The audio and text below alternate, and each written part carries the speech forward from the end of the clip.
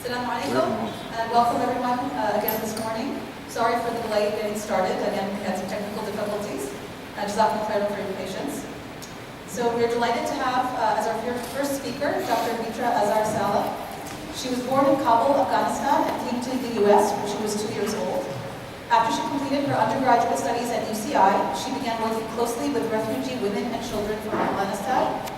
The experience of working so closely with these new Afghan families inspired her to apply for her master's in marriage and family therapy at Aliyah University in Irvine. For her master's degree internship, she became a certified domestic violence counselor, and she worked for 2 years at a domestic violence shelter. After completion of her master's degree, she went on to complete her doctoral degree in psychology, again at Aliyah International University. Her dissertation focused on creating a curriculum to enhance cultural diversity training for mainstream therapists working with the Muslim population.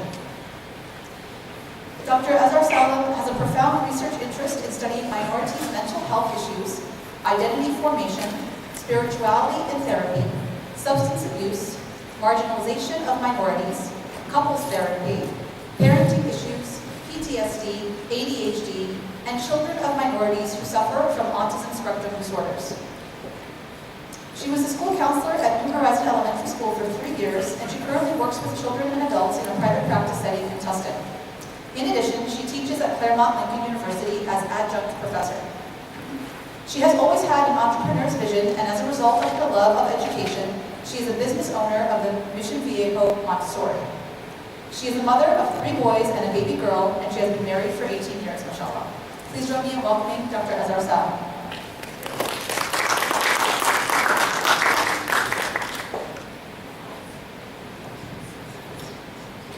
Assalamu alaikum. First and foremost, I would love to thank Ms. Siraj and ICOI for hosting me today. This is an amazing event that you guys are putting on today, and I wish you guys all success. Mental health is this too loud?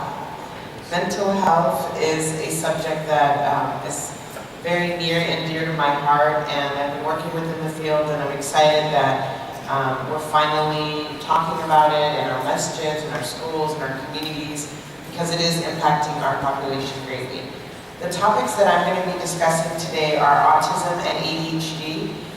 So first I'm going to go through the PowerPoint, talk a little bit about the diagnosis, criteria, signs, symptoms, and resources within the community for all of you.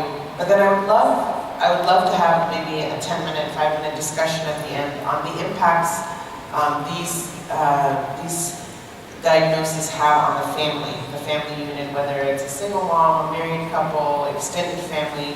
How do we, in our community, the Muslim community, deal with these situations? So I'm gonna see if this works. So introduction. Autism spectrum disorders are a group of developmental disabilities that can cause significant social, communication, and behavioral challenges.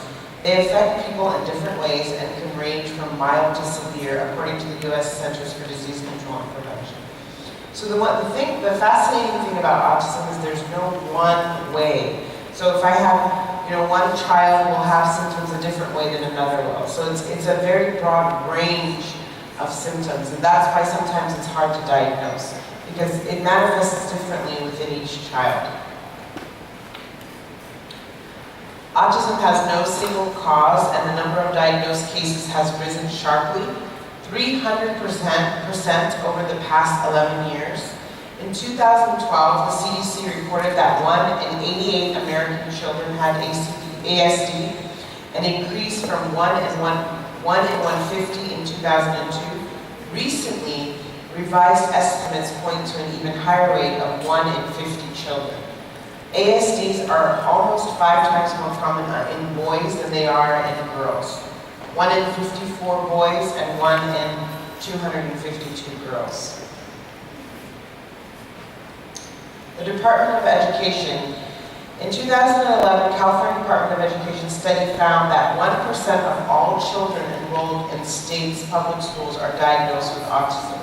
Orange County particularly has the highest rate with 1.5%, one child in 63 3 children has been diagnosed with autism and is receiving special education services. Most of the time, it's caught in the school system, sometimes before parents notice they have challenges at home. In the last 10 years, the autism rate has increased nearly 5-fold in California.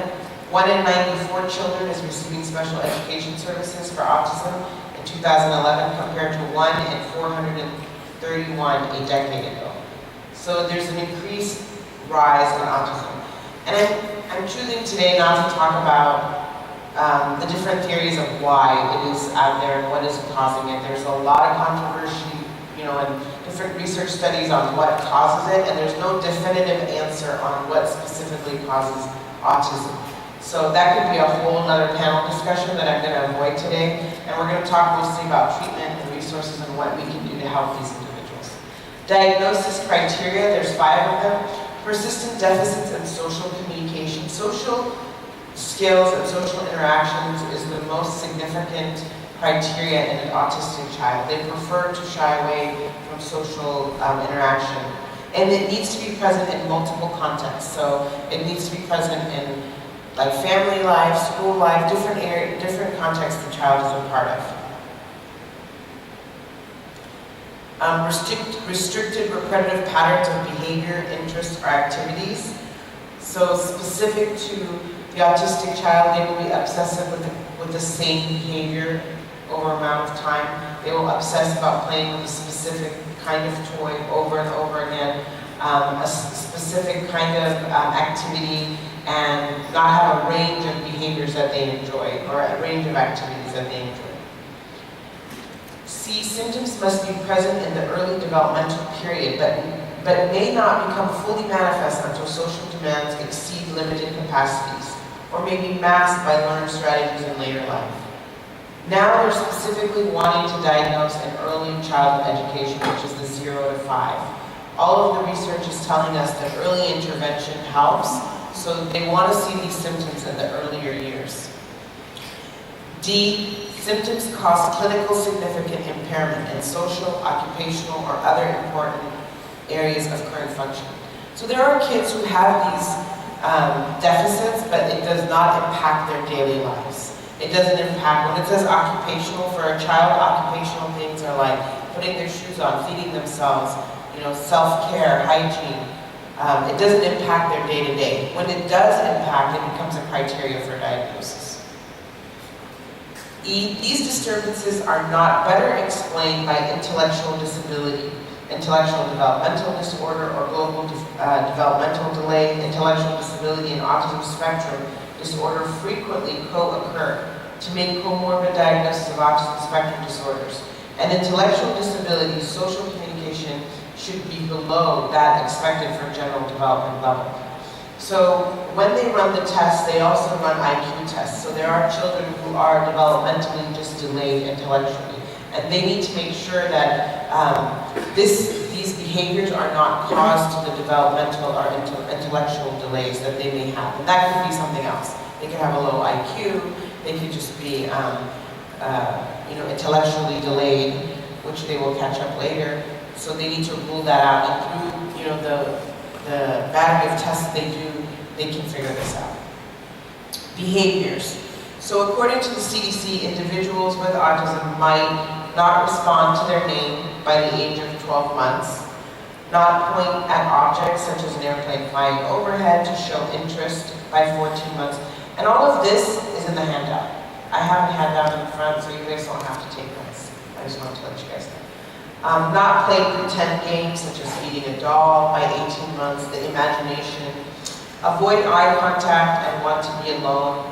Have trouble understanding other people's feelings or talking about their own. Have delayed speech and language skills. Now, all of this may not be present. Sometimes children will have a few of these not present, but these are general behaviors that the CDC has put out there. Repeat words or phrases over and over again. Give unrelated answers to questions. Get upset at minor changes. Have obsessive interests. Flap their hands, rock their bodies, or spin in circles. Have unusual reaction to the way things sound, smell, taste, look, or feel. their sensories are a lot more sensitive than the average person. So if we think about all of our senses, ability to hear, smell, taste, touch, all of this in an autistic child is super sensitive. So, and it depends, each one will be different. There will be a child with autism that is very sensitive to hearing, but their touch is okay. Another one will be very sensitive to a specific kind of touch. So you can do pressure touch, but light touch irritates them. So there's a multitude of symptoms, and the way it manifests itself in each child will be different. That is the difficulty with autism, that within each child, you will see a varying amount of the symptoms. So this is where I wanted to spend a little bit of time talking to you about the impact. So in my experience, when a child has autism, it impacts everything in the home. It impacts the family. It impacts the marriage, the siblings, your social life. Education, obviously, is impacted when the student goes to preschool. I've dealt with children as early as 3 years old, where as soon as the parent enrolls them in the preschool setting, the teachers are calling home and saying, something's not right. All the kids are playing, and your child wants to be on the outskirts of the playground. All the children are eating, and he's very fidgety or has issues with texture in his food. There could be a perfume somebody's wearing in the classroom that can throw the student off. There could be, an accident another child has, and the smell throws them off. So they're super, super sensitive. And a lot of this starts when the child is enrolled in education, whether it's a preschool setting or a daycare setting. Because what happens with parents at home is that we accommodate. So from the time they're born till about 2 or 3, we notice, he doesn't like to play with other kids. He's very little. We'll just give him the toys that he likes. Sometimes they're very intellectual, and they're super hyper-focused on the alphabet, for example. And so the parents will say, well, he's just an academic. He's very smart. He doesn't like socializing. So as parents and family members, especially if it's your first child and that's all you've known, you tend to accommodate and work with the child and their interests and miss some of the things that maybe a school setting or a family setting or a social setting would make more apparent. So that's why we see a lot of this, when students start to go to school. Now, the regional centers in most counties, it's very, very valuable to have families get their child diagnosed under the age 3. You're eligible for more services. There's a lot more out there that you can do. Because autism affects so many things, I prefer the referral being, and I'm going to scroll down, to a center and not an individual therapist. A center will have occupational therapy, speech therapy. They have social skills classes. So the referrals that I have made here are to centers where you take the child and they do full assessments, and then all of the needs are met in that center. Now, you can't do it individually. You can start with the school district, get your child fully evaluated. If you have any questions within your mind that possibly your child could fit this criteria, I would go to my local school district first, because the government is mandated to give you a full assessment of your child. Under age 3, you would go to a regional center. A regional center is also a government-funded center that will do a full evaluation. They are mandated that if you request as a parent, then they do need to fulfill that and get that full evaluation. That full evaluation in a private setting could cost up to $3,000 to $4,000. And there are parents who go the private setting route as well. But your first option would be the school setting or regional centers. Now, there are families that feel that their child has autism, and the school system and the regional center has told them that their child is fine. And there's advocacy groups fighting for these parents because they want the diagnosis. In our community, I find that we don't want the diagnosis. When I treat and see individuals and parents, we shy away from the labels. We think the labels are going to identify our child a certain way, and that label is going to stick with them, and everybody's going to know. Our community, we come a little bit from a shame-based community, and so when there's a problem, we rather cover it and say, oh, he'll grow out of it, he'll be fine. But actually the label helps. The label with autism helps. The government is mandated to give you these services for the, for the child's entire life almost, up to 18. So when we don't get the label, then it falls back on you to get private help, which costs a lot of money. And if you were to go to get OT and therapy and speech pathology, and if your insurance doesn't cover it, then the parents are burdened financially with all of this as well. So my first recommendation is to go to your local school districts, go to your regional center of whatever city, county that you live in, and try to get your child in. With the services, they may improve in certain areas, and certain kids improve a lot, and certain kids do not. And so that's the thing with all the research on autism. They have all these treatment therapies out there. I send like some of my kids, and they go and they really develop speech and they get better, and some kids go and they don't. So it's like a hit or miss. They don't have an exact science to it. Newer and newer things are coming out. Now there's stem cell research coming out on helping children with autism. There's neurofeedback, which is something they do with children with autism. There's these new centers called Brain Balance. They work in a different way. It's cognitive and OT combined. And the goal for parents aren't to treat the symptoms. All they want is for that child to be able to function in their day-to-day. And sometimes they can't. And this is where the four resources are the regional center, the school district, Chalk Hospital has an amazing autism center, and the UCI Child Development Center in Irvine also treats, diagnoses, and actually has an on-site preschool that will accommodate these needs. They have social skills classes, behavior modification classes. And the last recommendation is the family therapy for family members. So today you guys are going to have a lot of family therapists, a lot of psychologists present to you, and dealing with anything outside the regular affects the family. So when there's a child who has so many needs and requires so many appointments and cannot sit at the table, and the sounds of the house bother them, and the smells of the house bother them, and the voices bother them, this will impact your marriage. It will impact how you deal with your other kids. It will impact siblings.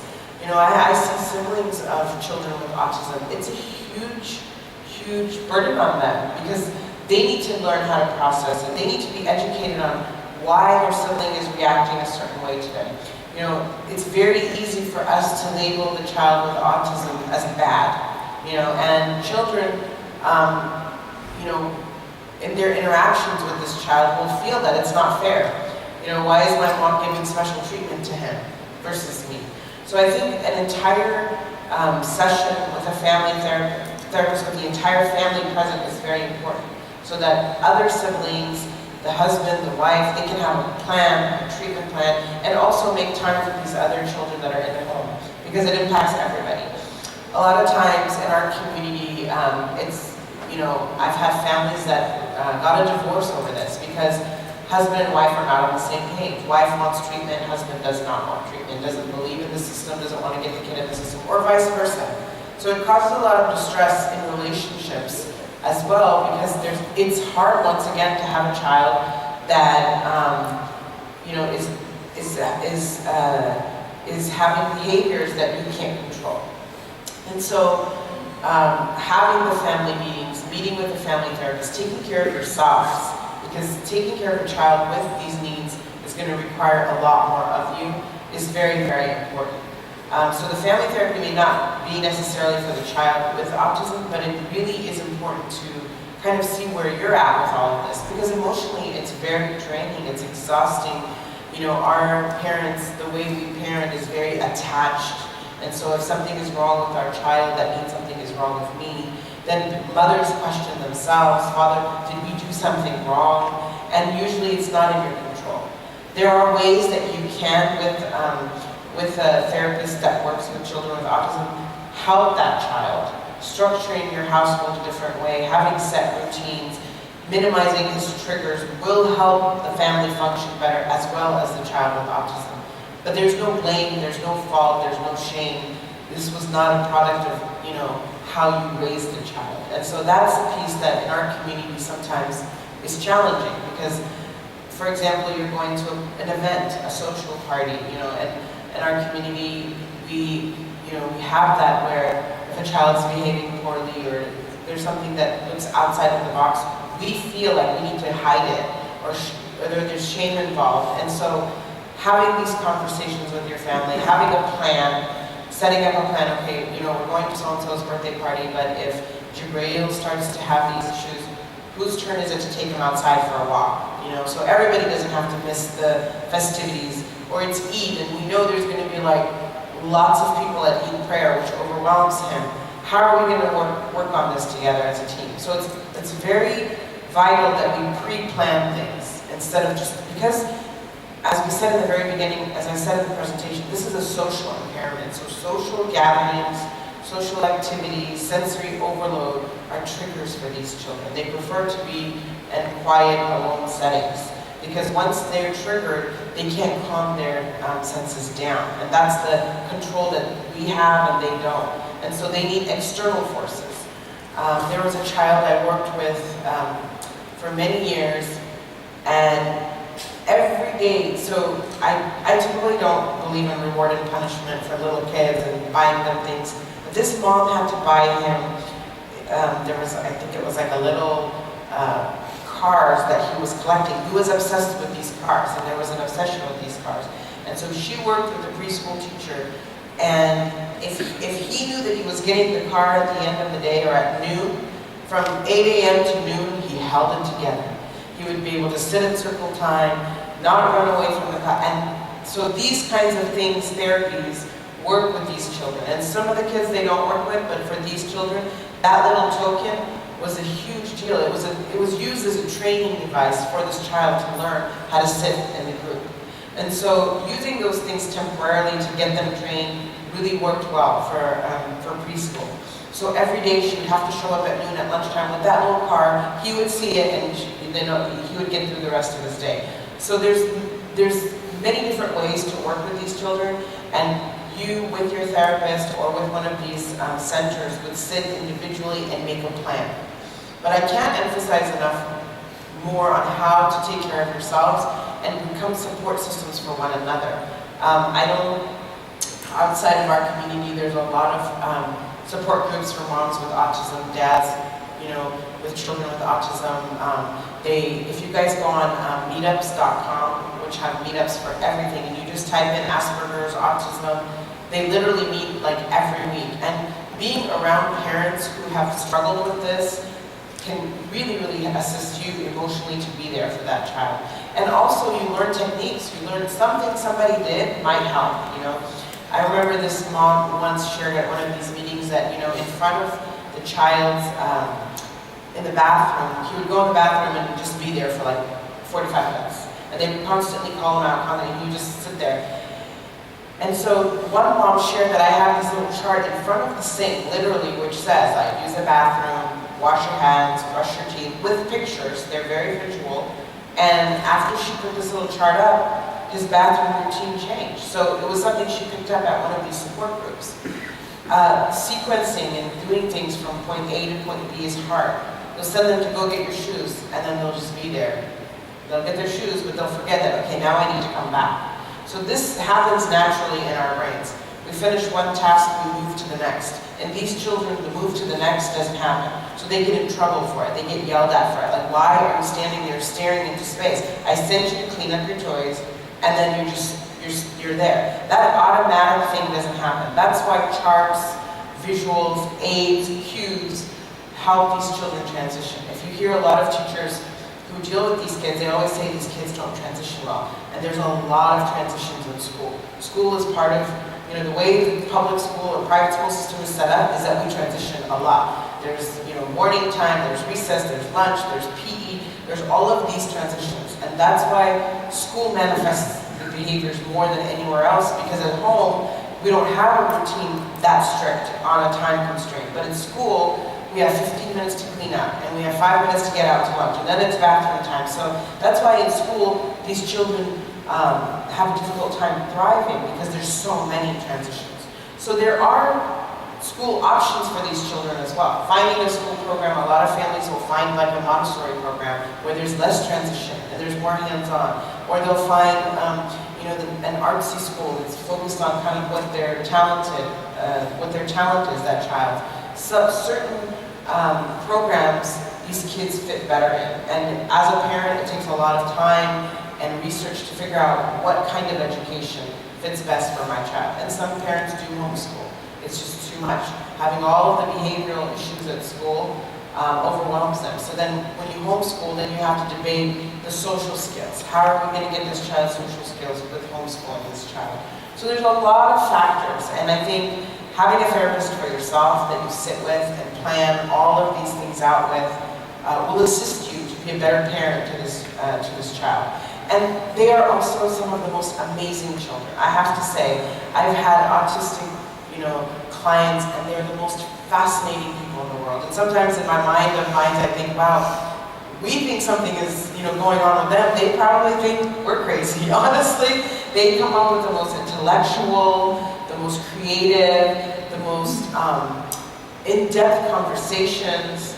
They're very creative. They, there was a child on the internet who figured out the iPad, and she started communicating through iPad. She never spoke, but started communicating. And what she wrote about, I think it's published somewhere, I have to find her name, was fascinating, because everybody thinks that they're not thinking the same way as we are, and they're not able to function, but they are. They're full human beings. Their sensitivities, their social deficiencies may look like deficiencies to us, but inside they do understand and comprehend, and it's not like a mental retardation or developmental delay of that sort. Intellectually, they are functioning in their own in their best capacities. So they have been really some of the most amazing clients for me. I learn from them a lot of times because they have a different perspective of life and the world.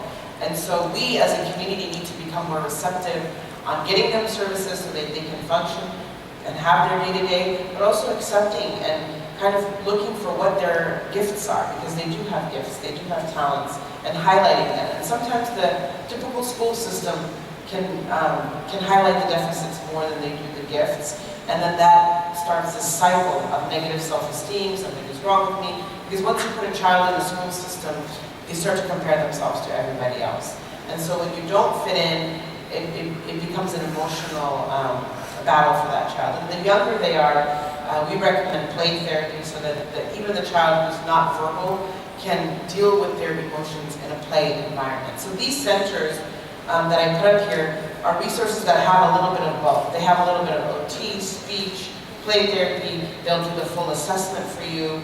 So you won't be like walking around looking for all of these. It's hard as a parent to piece all the puzzles, put them all together and find out what's the best for your child. So let's stop for a minute. I talked a lot, and see if you guys have any questions for, I know my other topic is ADHD, but I want to see if you guys have any questions, comments with regards to autism. We have resources for adults. With autism? Yes. Okay. I will add those onto here. I don't have them on this list. I would have met the regional center deals with the younger kids. There's a few that I know of that are not on here, but definitely I will email the organizers, and maybe they can send it out to you guys. Yes. Thank you for reminding me.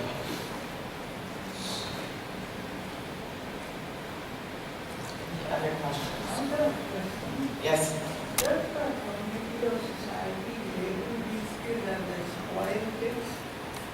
Do they label them as spoiled kids? Yes, they do, because typically these children are accommodated. Whether they're in school, whether they're at home, people do more for these kids. And so they are labeled as spoiled. There's also an arrogance that they're labeled with, because they choose not to interact with everybody, and that makes you look like you're arrogant. Like, what's wrong with you? He doesn't want to be my friend, she doesn't want to talk to me. I've had teenagers who've been labeled as arrogant because they don't want to interact, they don't want to socialize, they don't go and say Salem to everybody. And that's not because they're arrogant, it's because it's hard for them. It is literally hard for them to look you in the eye and say Assalamu alaikum and greet you and have this inner exchange. And so in our community, that is labeled as spoiled, arrogant, not respectful of the elders. These are all the labels we put. And social skills can't be taught to these children. You can't teach them. I had a family whose son would not join a soccer team, would not let guests would come and he would hide. But there was a few kids that he liked. And so they literally made a soccer team around those kids. Usually it's a few that they're okay with, that they're comfortable with. And so they would practice, going over somebody's house. Wouldn't be specific. They would figure out ways to invite these kids over and have social gatherings so that this child would learn. But you're absolutely right. They are labeled as spoiled. You mentioned that it's better to diagnose the child before they get straight. For example, parents list that and they diagnose after they go free. What are the services that they're going to lose? And if they do lose some of the services, what are their options in order to cover these services that their child may need? So if you've missed the under 3, usually the regional center is where you go under 3. After 3, the school district would do the full panel of assessment if you're guessing that there is autism there. So the school district, if you get an autism diagnosis, should provide these services. What's happening lately is the school district is diagnosing less and less. It's becoming expensive for the district to cover all of these kids. So a lot of parents go private route. I mean, their PPOs will cover, an expensive psychologist will run all the tests. But there are families who fight the school district, and they fight for that, evaluation and diagnosis. And then they'll go, so there will be families who will go get an individual diagnosis outside of the school district and take it back to the school and say, look, my child, was tested for this, and this is what they got. Educational psychologists do it, regular child psychologists do the battery of assessments, but you need that assessment first. All the research says treatment, earlier intervention is better, so that's why they want to catch it earlier. But there are plenty of families who don't catch it under 3. That's very common, very common. And the school district should still do it. You should be, the local elementary school of your neighborhood is where you walk in and say, I want my child to be fully evaluated. Even if they're not a student there. If it's your local elementary in your neighborhood, even if your child does not go to that school, they're required to do the assessment. After the age of 3, do you think the school district is enough for them? Or My preference I would say no, because the school district gives you the minimum. And it goes into planning. I mean, you'd have to meet with the psychologist, a private one. You may have to change your insurance. It's worth it to have a good PPO to be able to not have to wait for referral and specialists. Getting a lot of occupational therapy treatments helps, and that's very expensive. So if you had a good PPO that would cover your OT appointments and you don't need a referral, that would help. So you have to financially sit there and figure out what's the best way. I find families that have insurances that cover a lot of these more successful just because they can go to that OT twice a week. Maybe they can pay for one of them on their own, but at least the insurance will cover, the other 2.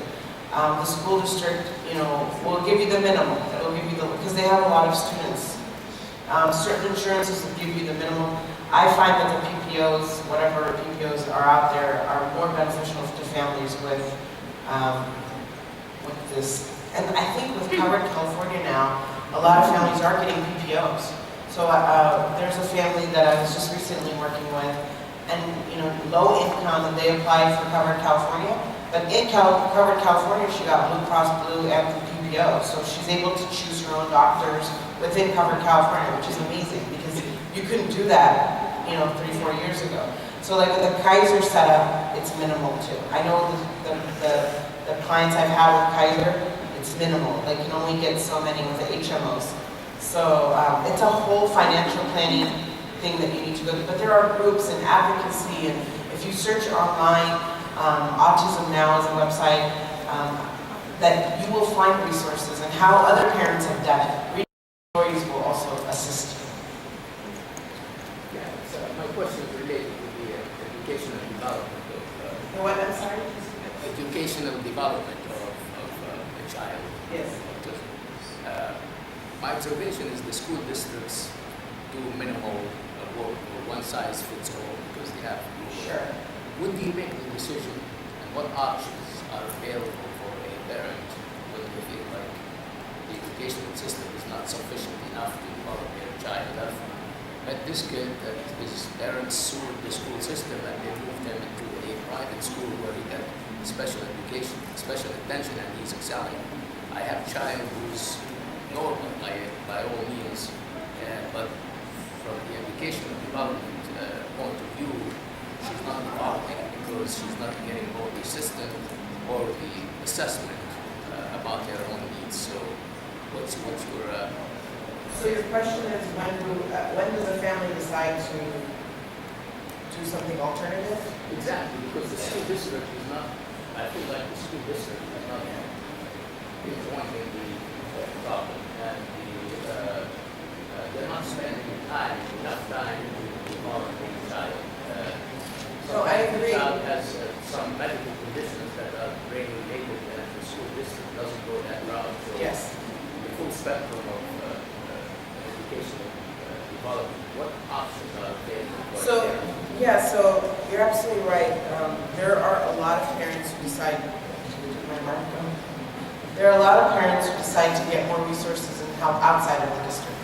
That's where I say is your first stop, but most parents don't stop there. And again, it relates to the financial pieces, because if you're going to go and have more assessments, more tests, there's so many, there's different treatment options out there. You have to look at it financially, what's the best for your family, to have more assessments and more resources. And also, there's a lot of, you guys are going to have, I believe, Dr. Miriam Saidi come by today and also do a talk. And there's a lot of nonprofit centers too now that will do these assessments for you. And she actually runs one of them here in Irvine, and I know they do the full assessment of these children at a low cost. So even online, if you research for nonprofit centers for autism, there are many of them that can do these assessments for you guys if you don't want to stop at the school district. There are resources. I think autism is very prevalent, and there's a lot of nonprofit organizations, and there's even schools for autistic children now. They have specific private schools set up to meet their needs. There's one here in Santa Ana, I can't remember the name of it right now, but there's one in Santa Ana and one in South County. There are schools, but again, it's a financial question, and a lot of these schools get funding. So there was a family that thought they couldn't afford the tuition of the school because obviously it's very expensive. But when they went to the school, they had financial aid. So there are a lot of people donating money to this cause. They went to the school and they enrolled him in a program that meets his needs now. It's a private school. I think the regular cost was about $30,000 a year, because it has OT on site, it has sensory on site, it has speech, everything you needed was in the school day. But this family thought, I can't afford it. But once they went and did the tour, the center director said, apply for financial aid. We have donors that apply for families that can't afford it. And they did, and they got a percentage of it paid for. So, so I would not stop because of the financial reasons. I would still pursue the organization or the psychologist or the nonprofit and see what they can do for you. I think there is a lot of money coming into this field, and there's a lot of people who want to help, especially people who have had personal experiences. So I would pursue resources outside of the public school system as well. I definitely believe that it wouldn't be, it's enough for some kids, but not for everybody. And it's based again on the individual child's needs.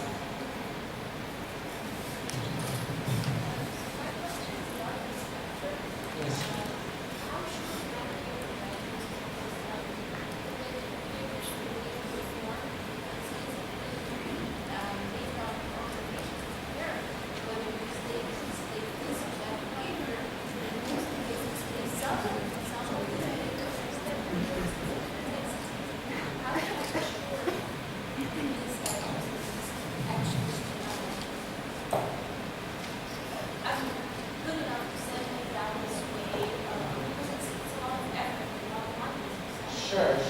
So you're not sure of the diagnosis you received based on the pediatrician's questionnaire?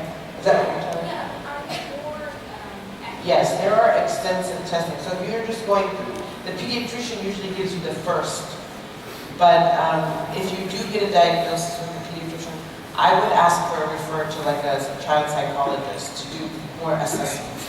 Now in a school setting, they will do that. They have psychologists who will do those assessments, but I think the pediatrician does the first basic one, but there is more extensive testing. Yeah, and if your child is at home versus if there's a school setting, then you get a different context as well. So you get teacher's perspective as well, than just parents. And multiple people fill out those forms if they're part of a school setting or a preschool or a child care center. Yeah, but the pediatrician is usually the first assessment, but I would pursue further assessment. Yeah. And you saw another hand? I have a question for Mr. Burns. First of all, I was wondering what pathways that students can go to help or to work with the young children or adults or adolescents with autism. And then I was also wondering if you are a family member or someone who's been diagnosed with autism, how do you encourage, how do you motivate, how do you change the environment around them, especially Islamically, to accommodate for their needs? What's specific to what when you say Islamically? I don't know. It's just like you always hear about autism in the news or something like that, but a lot of times if you haven't been exposed to it, if it hasn't occurred, or if you don't have a child in your family who has autism, you don't talk about it in an Islamic context like as Muslims that a child has autism. How do you like also incorporate that into their lives? Oh, how do you incorporate Islam into the child who has autism? I see. Okay, I thought you were asking me, how does a Muslim family deal with a child who has? No, how do you teach them? Yeah. So I'm not an Islamic scholar. I just want to put that on the plate. So maybe we'll have somebody who's presenting today who is. So I don't know the requirement of teaching Islam to a child who has disabilities. I don't know what that requirement is. In my mind, do you have a comment to that?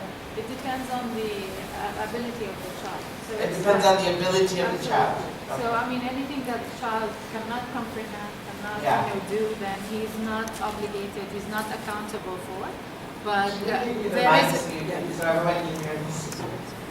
there is a responsibility on the parents to teach. So there is a responsibility on the parents to teach, and they do their part, and then whatever the child can absorb is going to be good enough. And we are not, there is no specific criteria, like if he is severely autistic, then we teach him only Surah Al-Fatiha. There's nothing like that. So you only do your part in teaching, and then see how the child responds to it. And keep in mind that Islam is actually absorbed in the family. So if the family is practicing Islam, the autistic child is seeing Islam being practiced, and that's another level of the teaching that's going on. But for the accountability piece, it's dependent on what the child is capable of, and this comes from a hadith, a specific hadith that we're interpreting it or we're analyzing it that deals with the level of mental competency of people and accountability. So. I thought you were addressing our Islamic responsibility towards them, and I felt like in a house that is Muslim, an autistic child should have more compassion, more feeling of belonging. I've worked with family members very close to me, and I think the one thing that they need to feel is that they do belong, because everywhere in the world that they go, they don't. So whether it's a sports team they can't join, whether it's a classroom they can't sit in, whether they're fidgety, my advice to parents, number one, is that if your child never changed, if none of these resources helped him or her, then you accept them for what they are at that moment in their life. And I think that really helps the child out a lot, because the struggle of him learning how to be social, how to take care of themselves, all of those things are so hard for them, things that come naturally for us. And that driven with love and compassion always works versus the opposite of punishing that child for not being able to do things that he wasn't born with, those abilities. Those are things, a lot of times, like our brother said, that they're labeled as spoiled or lazy, And that's not necessarily true. They're just wired differently. And if the sooner the parents can accept that, instead of being punitive with that child, they will see more compassion and success. So there are autistic kids that I've observed that are more violent versus those who are very compassionate and kind and loving. And if you go into their families and their households, you will see the nurturing environment and acceptance of these children with their abilities versus those who are punished. And that style of, you're not going to sit at the table, you're going to throw your spoon on the floor, and they were punished. And those children lash out violently as adults, as teenagers. So, they both have the same thing, but you take their context and you switch it to a compassionate, loving environment, and the results are different. These kids don't have to be violent. They really don't. They don't have to be violent, and sometimes I feel like all the pressures of, school setting, teacher, academics, parents, builds up, and if they don't have verbal communication, and they don't have social communication, it is going to manifest itself violently, and it doesn't have to. It doesn't have to. So it takes a lot on parents' part to be able to, be compassionate and loving and pick that thing up after they've spelled it like 20 times.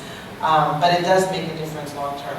As far as volunteering or working with these individuals, there's multiple opportunities to work with these. All of these places you can volunteer in. They do require some sort of training and certification.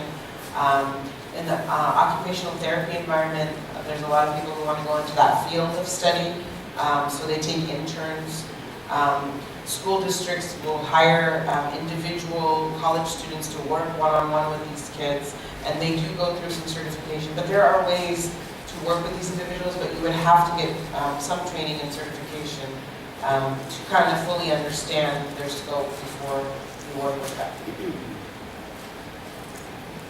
On an Islamic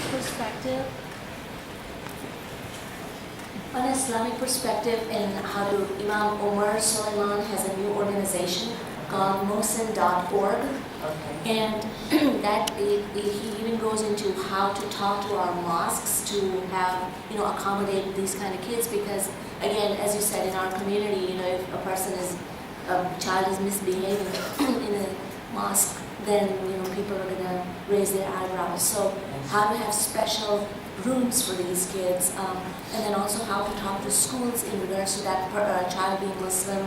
So if anybody wants to go to Mohsin.org, Imam Omar Suleiman has a huge That's awesome. stuff. Yeah. Because most places now have accommodations. If you're taking your children to Disneyland, there's an accommodation for a child with autism. You have to call them up ahead of time. They will provide these accommodations for them. But you're absolutely right. Our mosques need to get on board and provide these accommodations for these families. I have to share. I work with the public school system at the elementary level, and we have more problem with the parents accepting that they have an autistic child. Even the bilingual children, for the parents were so, they were going trauma and said, okay, you're labeling my kid as bilingual.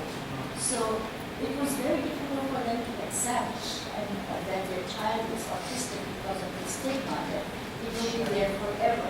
So it took us a while before they could even fill out the paperwork, and some of them pulled the child out.